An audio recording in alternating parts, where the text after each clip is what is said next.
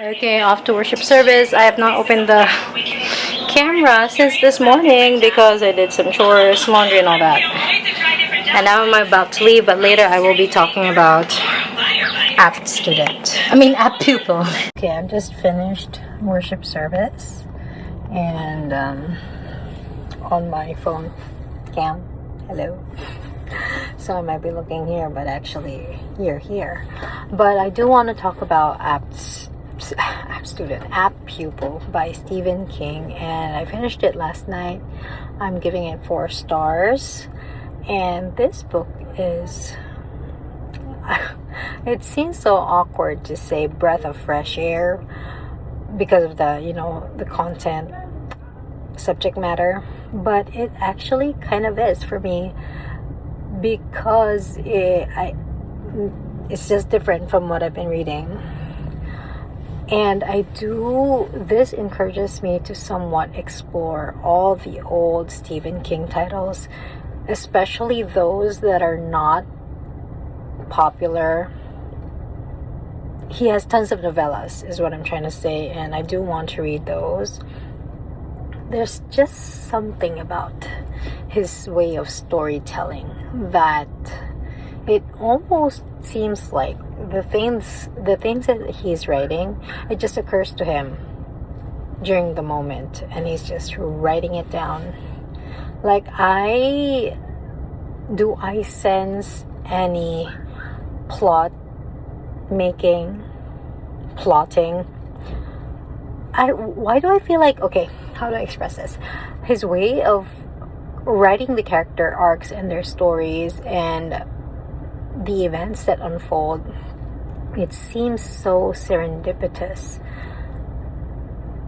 like an accident. So I'm like thinking, is he really just this lucky? Is what happens in the story the first thing that he thinks of that happens? Or does he plan things out and have several options? Okay, so that is me going deep into the Stephen King writing. Okay, going on to the actual book. There is an underlying theme of being able to not let go of things, and in effect, like having this ego or pride that inevitably brings you to your demise. For example, this one teacher who just couldn't let it go that Todd faked this grandfather. Like, this wasn't actually his grandfather, it was actually someone else. This teacher could not let it go, so he, like, even after years of when that situation, the faking impersonation event happened, he still visited Todd, and that didn't end up good for him. That triggered Mr. Todd, who was, I believe, 17 years old at this time, right? So there's that.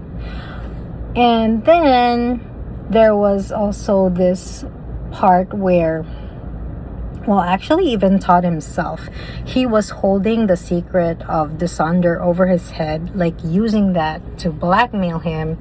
And like, I have a secret. I know your secret. Okay, so you can't cross me. And then also, in effect, after the storytelling has occurred, Disunder was able to hold that over Todd. And they think that they would just be able to get away with it.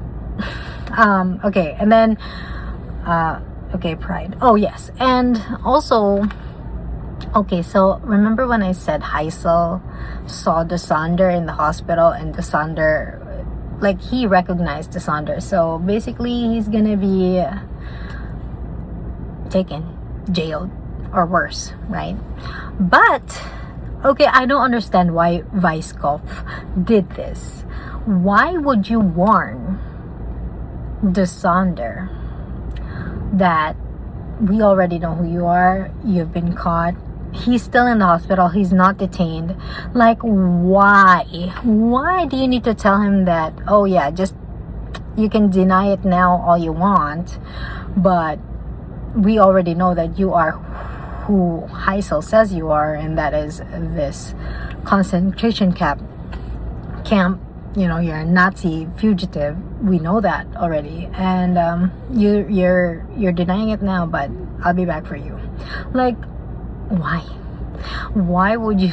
Like, is it the satisfaction of seeing him squirm, seeing Desander squirm and try to get away with it after all these years? But then, like, your impatience with, like, you know, trying to get that reaction from him. What does Desander do? He offs himself, which is pretty, you know, is that a spoiler?